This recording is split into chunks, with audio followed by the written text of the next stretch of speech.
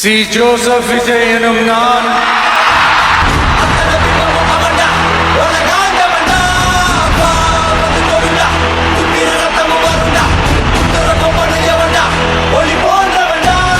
சட்டப்படி அமைக்கப்பெற்ற இந்திய அரசியல் அமைப்பின்பால் உண்மையான நம்பிக்கையும் மாறா பற்றும் கொண்டிருப்பேன் என்றும் இந்திய நாட்டின் ஒப்பில்லாத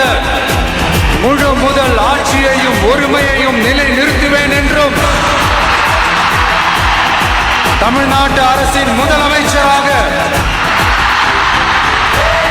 உண்மையாகவும் உளச்சான்றின்படியும் என் கடமைகளை நிறைவேற்றுவேன் என்றும்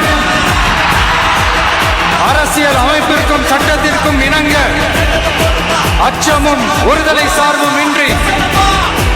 விருப்பு வெறுப்பை விலக்கி பலதர